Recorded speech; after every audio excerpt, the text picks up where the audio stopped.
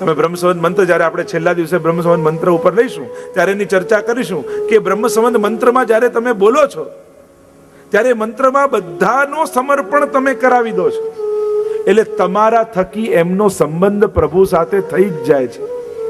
અને એટલે જ કહ્યું ને, ભલે એમને ભક્તિ ન હોય પણ ઘરમાં એક જણે પણ બ્રહ્મ સંબંધ લીધું હોય તો એ ઘરના બધાને તારી દે છે. કઈ રીતે? કે જ્યારે યાદવો ભગવાનના સંબંધી થયા, ટીકામાં આચાર્યોએ લખ્યું છે કે યાદવો ઉચ્છૃંખલ થઈ ગયા, મદ આવી ગયો, ઉદ્દંડી થઈ ગયા, છતાંય ભગવાને સમસ્ત યાદવ કુળનો સંહાર કર્યો. કેમ? કારણ કે એ લોકો સંબંધી હતા અને પોતાના સંબંધી જાણી ભગવાને સર્વનો ઉદ્ધાર કર્યો. એમ જ જે જીવે બ્રહ્મ સંબંધ લીધું છે, કદાચ બીજાએ નથી લીધું, પણ એ બ્રહ્મ સંબંધીનો સંબંધી જાણી પણ ઠાકોરજી એમનો ઉદ્ધાર કરશે, કારણ કે મારા બ્રહ્મ સંબંધીનો સંબંધી છે, એટલે એમનું પણ કલ્યાણ થશે, એમ ટીકામાં આચાર્યોએ સમજાવ્યું છે. એટલે ઘરમાં એક જીવ પણ બ્રહ્મ સંબંધી થાય. જો આપણે ત્યાં તો આચાર્યોએ બ્રહ્મ સંબંધની આદિ સિદ્ધાંતની ટીકામાં એમ કહ્યું કે જેમ બ્રાહ્મણનું બાળક થોડુંક સમજણું થાય, મોટું થાય, એટલે માતા પિતાનું કર્તવ્ય છે કે એને જનોઈ સંસ્કાર કરાવી વેદ મંત્ર ભણવા મોકલવો. એમ જ એ માતા પિતાનું કર્તવ્ય બની જાય છે. એમ જેના ઘરમાં બાળકનો જન્મ થાય વૈષ્ણવના કુળમાં, એટલે મા બાપનું કર્તવ્ય થાય છે એ બાળકને ઠાકોરજીને સમર્પિત કરી બ્રહ્મ સંબંધી કરાવી દેવો. એટલે આપણે ત્યાં બે માન્યતા અત્યારના સમયમાં પ્રચલિત છે. એક માન્યતા એવી છે કે એ સમજણો થાય, એ વાંચે, એ જાણે, એ ભણે અને પછી જાણીને બ્રહ્મ સંબંધ. એક પક્ષ છે. અને એક પક્ષ એ છે કે વૈષ્ણવના કુળમાં જે જન્મ્યો છે એ દૈવી જીવ છે અને મા બાપે જેમ જનોઈ કરાવી જોઈએ એમ મા બાપનું કર્તવ્ય છે કે એ જીવને ઠાકોરજીને સમર્પિત કરી દેવો જોઈએ. અને અત્યારના સમયમાં તો આ જ ઠીક છે, બાકી એ સમજણો થાય ને ભણતો થાય ને જાણતો થાય, પણ પછી ભણ્યા પછી એવી સમજણ આવી જાય છે ને કે પ્રભુથી દૂર જ ભાગી જાય છે. એના કરતાં તમારા કયામાં હોય ત્યાં સુધી કહો એ સારું જ છે. તમારું સાંભળતો હોય ને ત્યાં સુધી સંભળાવતા રહેવું. મોટો થશે પછી તો એમે નથી સાંભળવાનું. લોકો ઠાકોરજીમાં એમાં લોજિકો એવા આપે ને, હજી તો નાનું બાળક તો ભગવાનનું રૂપ કહેવાય, એને શું શીખવાડવાનું, એને શું સમજાવવાનું. તો તમારું પર્સ લઈને ભાગતો થાય ત્યારે તમને ભગવાન દેખાય છે? એમાં તમારી કોઈ કિંમતી વસ્તુ તોડી નાખે એમાં ભગવાન દેખાય છે? એટલે ખોટા લોજિકો નહીં આપવા. ઘણીવાર છે ને આપણે લોજિકો ખોટી જગ્યાએ વાપરતા હોય. સમજણ ન હોય ત્યાં સુધી ટ્રેન કરવા, સમજણ આવે પછી એજ્યુકેટ કરવા. અમે માનીએ છીએ કે એજ્યુકેટ કરવાની ઉંમર નથી. જો સમજણ ન હોય ત્યાં સુધી ટ્રેન કરવા જોઈએ, અને સમજણ નથી તો ટ્રેન કરો. જો બેટા અહીંયા બેસવાનું, આમ બોલવાનું, આમ કરવાનું. એને તો સ્કૂલે નથી જવું, ત્યારે સ્કૂલે ન જવા માટે રડતો હોય ત્યારે ભગવાન દેખાય છે એમાં? ત્યારે તો ઉચકીને ટીંગા ટોળી કરીને મૂકી આવીએ છીએ કે આ નહીં ભણે તો આનું થશે શું? ત્યારે પ્રભુ એમાં નથી દેખાતા. પણ આપણને ખબર છે ભણવું એના માટે કલ્યાણ રૂપ છે. એમ જ ભગવત સેવા, સત્સંગ, પાઠ, કીર્તન આ બધું પણ એના કલ્યાણ માટે છે. એટલે માણસે કરાવવું, વૈષ્ણવે કરાવવું. કરશે તો રસ જાગશે. બાકી એવી આશા રહેશો કે રસ જાગે ત્યારે કરાવું તો એ કદાચ સંભવ નહીં થાય. અને એટલા માટે મા બાપનું કર્તવ્ય છે કે જીવને સમર્પણ કરી દેવું. તો અહીંયા પ્રસંગમાં આવ્યું કે પિતૃઓનું ઉદ્ધાર, એમનો શ્રાદ્ધ કરાવી સર્વનું કલ્યાણ કર્યું છે, એમ અહીંયા સંકેત કર્યો છે. અને 1.5 શ્લોક આપ્યો એ સંકલ્પ છે એમ કહ્યું. તે 1.5 શ્લોકમાં જે પ્રભુએ વચન કહ્યા હતા કે બ્રહ્મ સંબંધ કરણાત સર્વેશામ દેહ જીવયો સર્વદોષ નિવૃત્તિ દોષા પંચવિધા સ્મૃતા, એ 5 પ્રકારના જીવના દોષો દૂર થશે એમ જે વાત કરી હતી, એમ એ 1.5 શ્લોક સર્વનો સાર છે એમ કહ્યું છે. કારણ એમાં ઠાકોરજીના વચન છે, જેવો પણ જીવ હશે એનો સ્વીકાર કરીશ. અને બ્રહ્મ સંબંધથી સર્વ દોષોની નિવૃત્તિ થશે.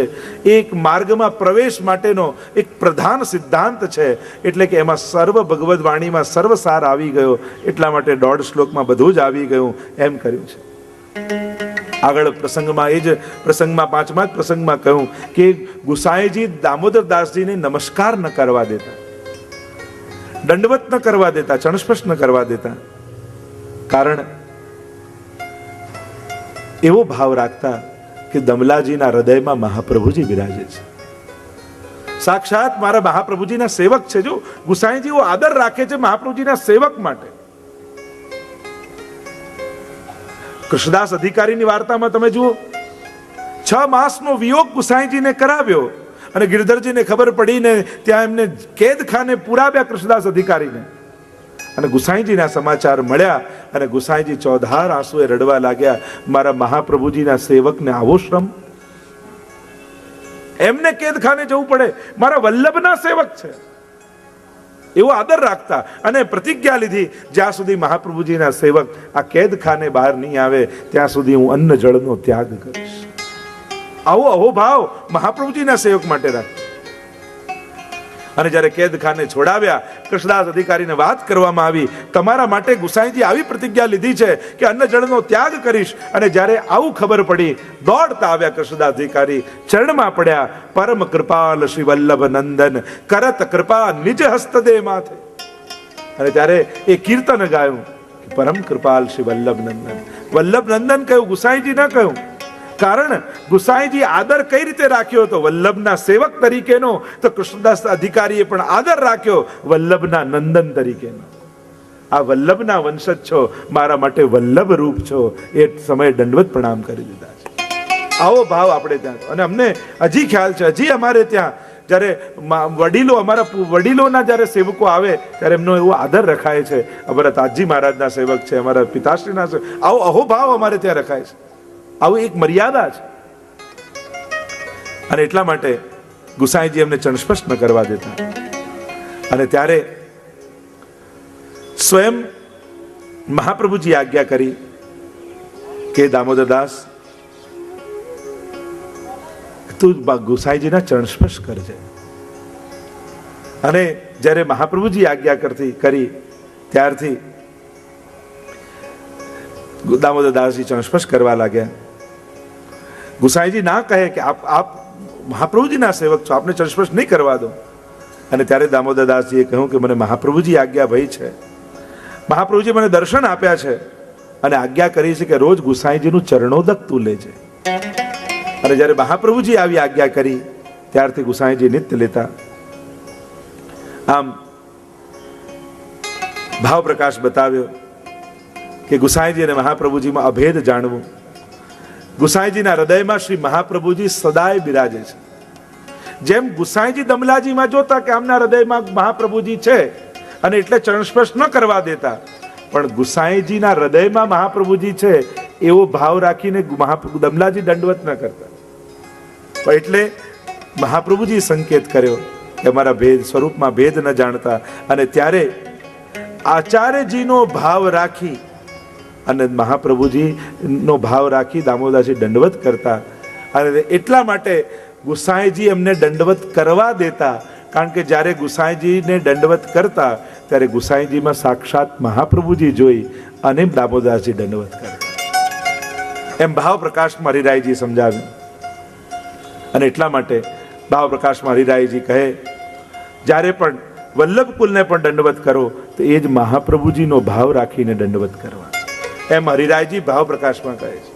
ફલાણા ગાદીના, ફલાણા ઘરના, ફલાણા બાલક, ફલાણું નામ, આવું રાખીને જ્યારે પણ દંડવત કરશો તો તમારા દંડવત કોઈ વ્યક્તિ સુધી પહોંચશે, પણ મહાપ્રભુજીનો ભાવ રાખીને દંડવત કરશો તો એ દંડવત વલ્લભ સુધી પહોંચશે. એટલે કોઈ વ્યક્તિના આશીર્વાદ, તમે દ્વારકેશલાલજીના આશીર્વાદ લેવાનો ક્યારે પ્રયાસ ન કરતા. તમે મહાપ્રભુજીનો ભાવ રાખીને દંડવત કરશો તો આશીર્વાદ પણ મહાપ્રભુજીના જ મળશે. તમે નાની બુદ્ધિ રાખીને ભગવત કાર્યો કરશો તો નાના ફળ મળશે. તમે અલૌકિક બુદ્ધિ રાખીને કાર્ય કરશો તો તમને અલૌકિક ફળ મળશે. તમે ઠાકોરજીની સેવા પણ આ મૂર્તિ છે કે આ ચિત્ર છે, આવો ભાવ રાખીને જો સેવા કરશો તો સેવા ચિત્ર ને મૂર્તિ સુધી પહોંચશે. પણ આ સાક્ષાત નંદ નંદન છે એવો ભાવ રાખીને સેવા કરશો તો તમારી સેવા સાક્ષાત ઠાકોરજી સુધી પહોંચશે.